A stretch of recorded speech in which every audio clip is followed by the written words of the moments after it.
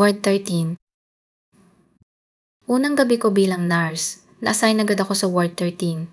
Tahimik ang ospital, maliban sa tunog ng orasan sa nurse station. Pinatay ko ang ilaw at naglakad papunta sa kwarto. Sabi nila malas daw ang Ward 13. Maraming kwento, pero hindi ko pinapaniwalaan, trabaho lang ito. Pagbukas ko ng pinto, bumungad ang malam na ilaw ng fluorescent lamp. Sa gitna ng kwarto, may isang kama. Isang babae ang nakahiga. Maputla ang balat niya, parang natutulog lang.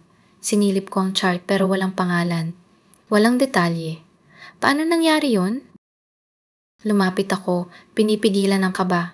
Ma, okay lang po ba kayo? Tanong ko ng mahina. Biglang dumilat ang mga mata niya. Napaatras ako. Pero nanatili siyang nakahiga, nakatitig lang.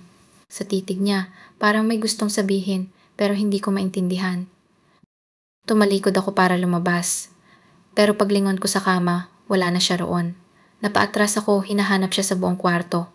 Ma'am, nasaan ka? Nanginginig ang boses ko.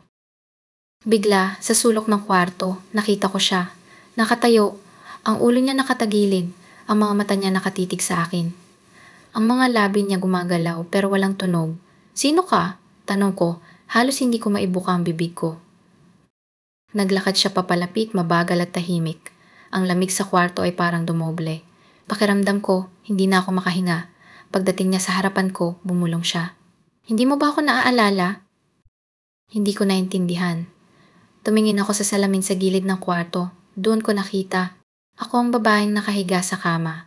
Ako ang pasyente. Bumalik sa akin ang lahat ng gabing dinala ko dito.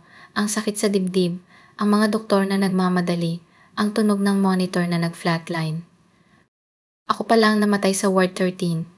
At ngayon, hindi na ako makaalis.